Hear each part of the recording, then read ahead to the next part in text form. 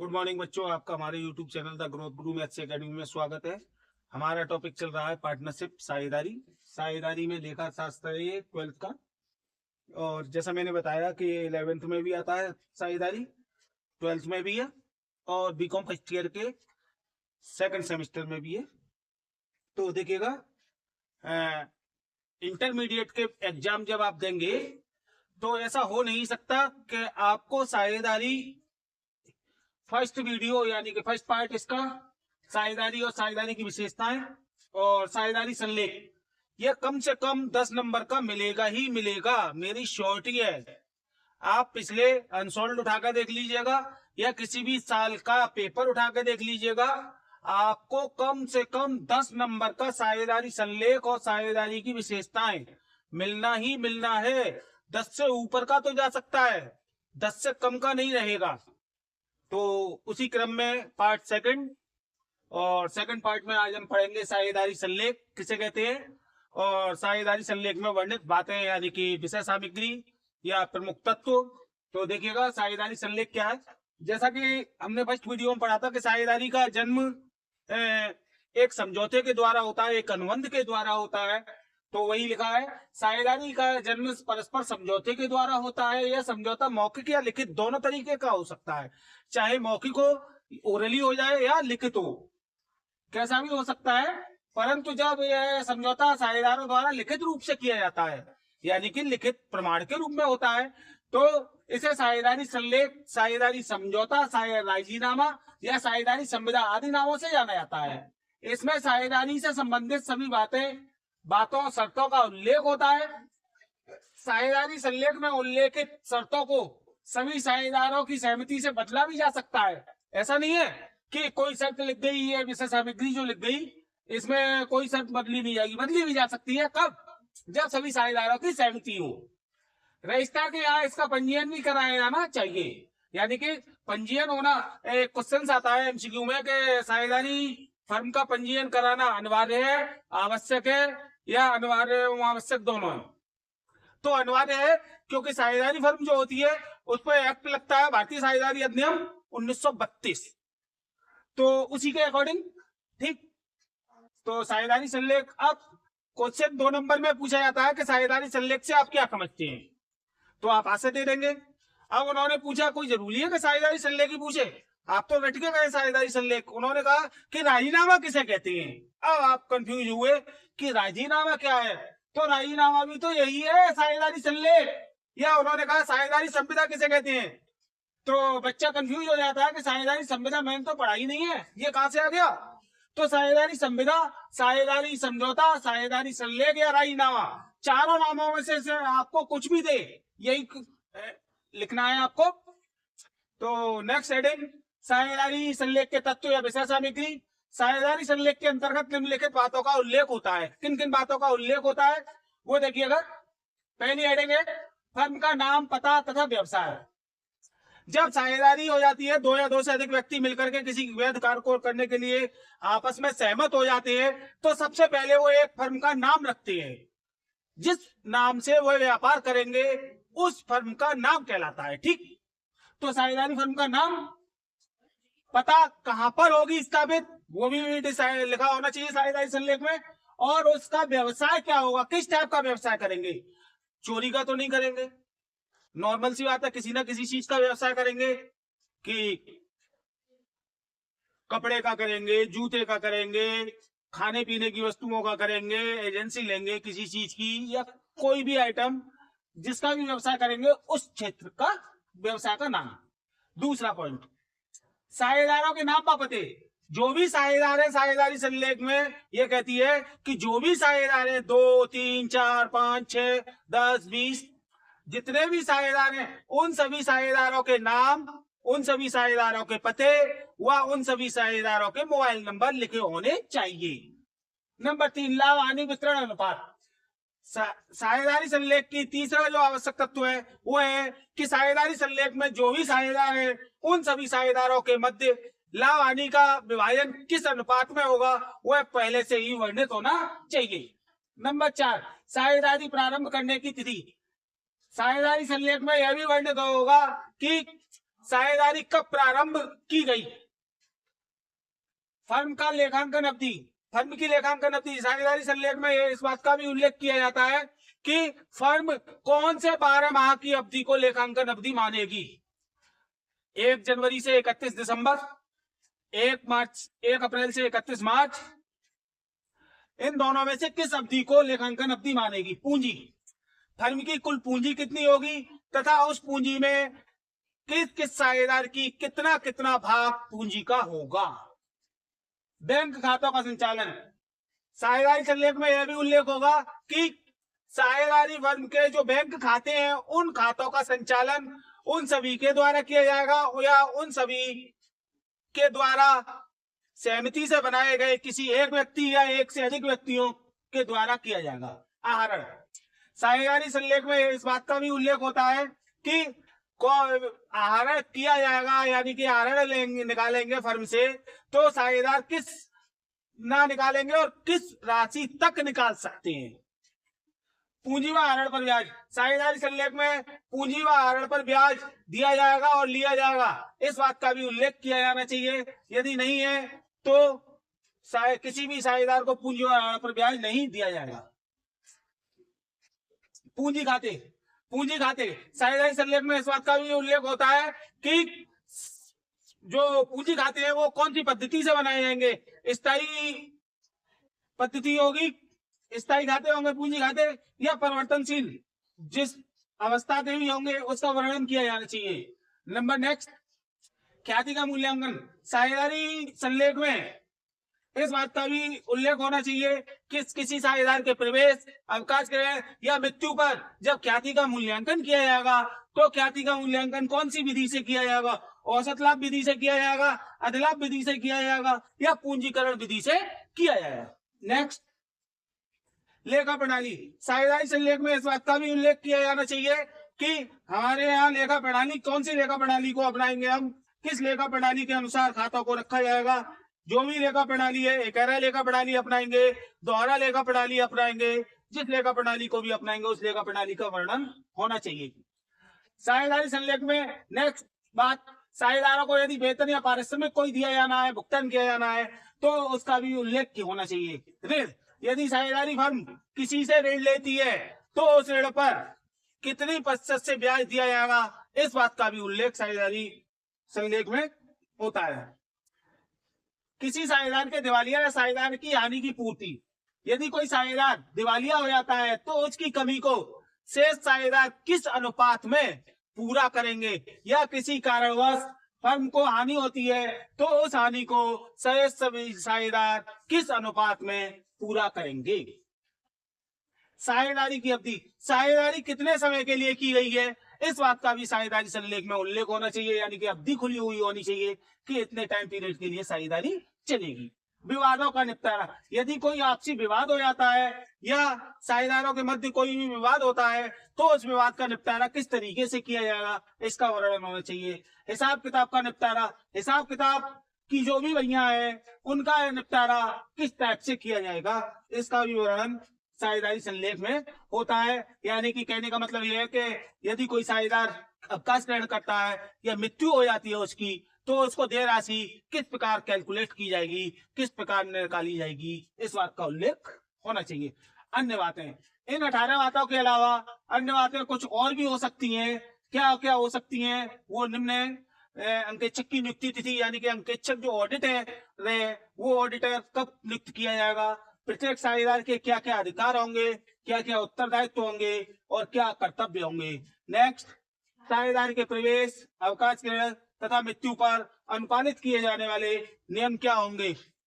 Firm के वेतन पर खातों का निपटारा किस तरीके से किया जाएगा और व्यवसाय से संचालन से संबंधित यदि कोई अन्य बात है तो उस बात का भी उल्लेख किया जाना चाहिए। यह साझेदारी संलेख में वर्णित बातों का ही होता है। ठीक, तो अब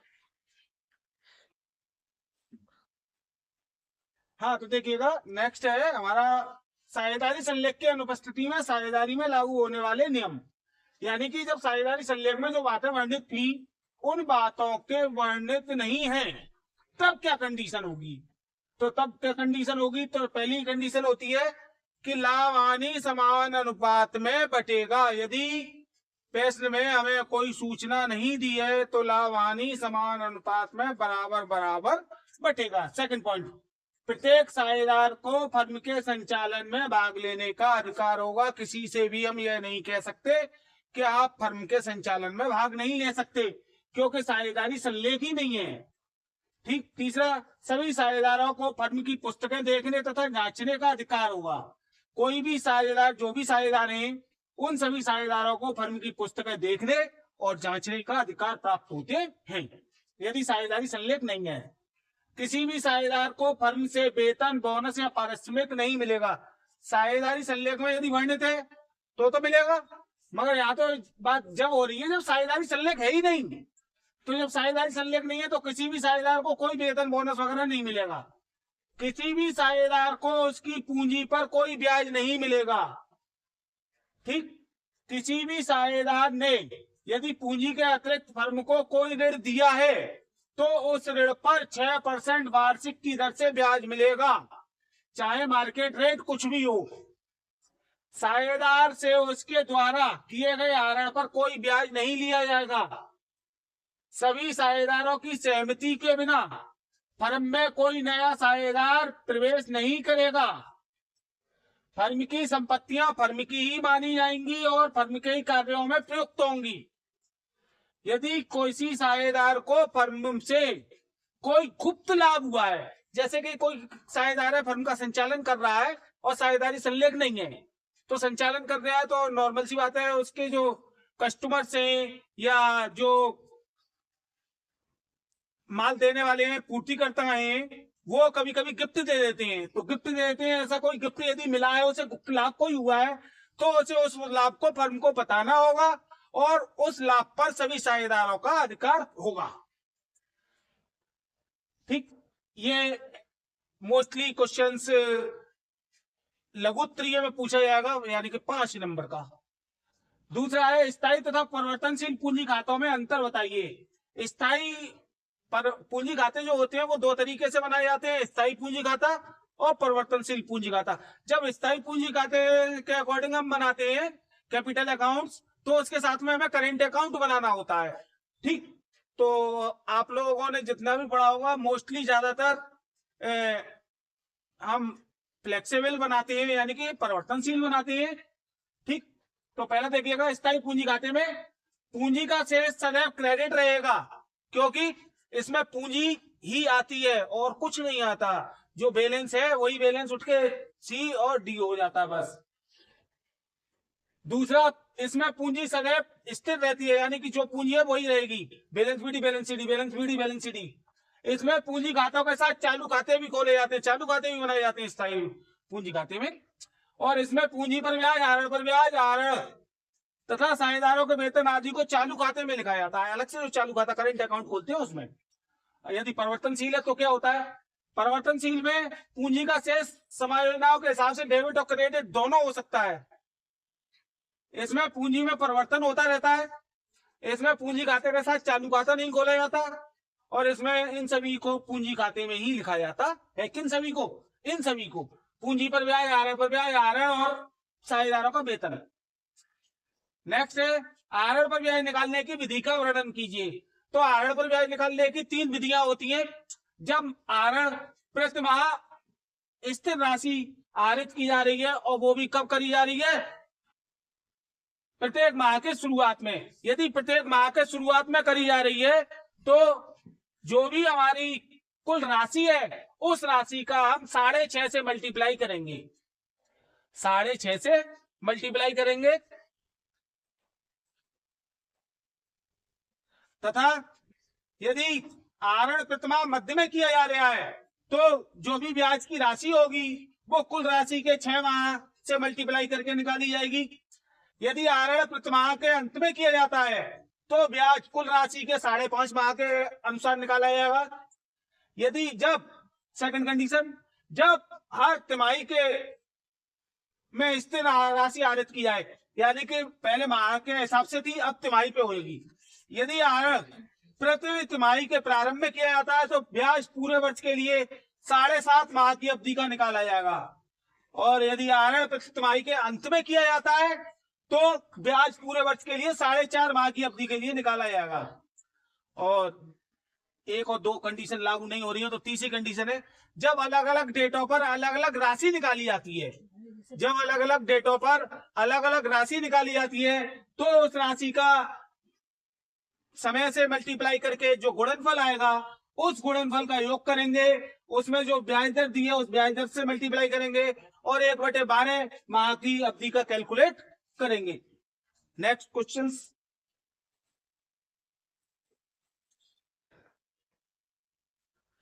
देखिएगा, हमारा नेक्स्ट है साझेदारी तथा कंपनी में अंतर। 2 नंबर में एमसीक्यू लघु में पूछा जाता है क्वेश्चन ज्यादातर कि साझेदारी और कंपनी में अंतर बताइए। तो साझेदारी आप जानते हैं कि जब कोई दो या दो से अधिक व्यक्ति की मिलकर के किसी व्यापार को करने के लिए आपस में समझौता करते हैं तो उनके द्वारा जो व्यापार किया जाता है उसे साझेदारी व्यापार कहते हैं। जबकि कंपनी ग्राहकों को वस्तुएं व सेवाएं प्रदान करती है। 2 नंबर के लिए बहुत है, लाभानी समायोजन खाते में लिखी जाने वाली मदें। तो लाभानी समायोजन यानी कि valuation account, profit and loss adjustment account दोनों एक ही होते हैं। तो उनमें क्या क्या लिखा जाता है? साझेदारों के पूंजी पर ब्याज, वेतन साझेदारों का, साझेदारों कमीशन, साझेदारों के पूंजी खाते में हस्तांतरित लाभ का भाग, ये डेबिट साइड में लिखा जाएगा। और क्रेडिट साइड में लिखा जाता है शुद्ध लाभ, आधार पर ब्याज, साझेदारों के पूंजी खाते में हस्तांतरित हानि। अब है एक साझेदार को लाभ की गारंटी। कभी कभी क्या होता है कि फर्म को पैसे की जरूरत होती है या कोई ऐसा साझेदार जो कि सिर्फ लाभ में भाग लेने के लिए ही साझेदार बनाया जा रहा है, यानी कि तो ऐसी कंडीशन में जो भी साझेदार, एक साझेदार या सभी साझेदार, यदि किसी एक साझेदार ने किसी साझेदार को लाभ की गारंटी दी है तो यदि लाभ कम रहता है तो जिस साझेदार ने गारंटी दी है वह अपने लाभ के भाग में से उस साझेदार की गारंटी की रकम पूरी करेगा, तथा यदि सभी साझेदारों ने गारंटी दी है तो सभी साझेदार मिलकर के उस लाभ की गारंटी को पूरा करेंगे। सपोज मान लीजिएगा कि ए, बी, सी और डी 4 पार्टनर हैं। इनका जो रेशियो है वो है 4, 3, 2, 1। ठीक है, इन्होंने एक नया साझेदार बनाया, ई को साझेदार बनाया और ई से कहा कि तुम्हें 20% लाभ मिलेगा। गारंटी है 20% लाभ मिलेगा। अब 20% लाभ मिलेगा। अब गारंटी दी थी ए ने गारंटी दी ई को कि तुम्हें 20% लाभ मिलेगा ही मिलेगा। अब फर्म को लाभ हुआ मान के चलिएगा सपोज, तो ये ए बी सी डी का जो अनुपात बनेगा वो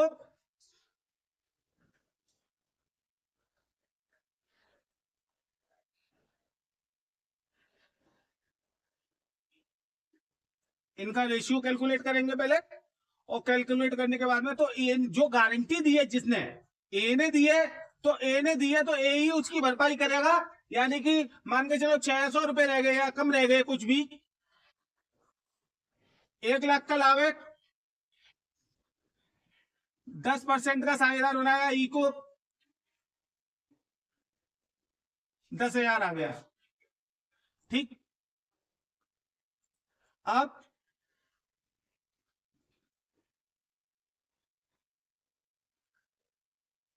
40% का साझेदार ए को मान लीजिए 40,000 आ गया। ये हो गया ई, ये ए हो गया, वो डी, सॉरी डी, ए, बी, ई मान लीजिएगा 3/10 है, 30,000 हो गया। और सी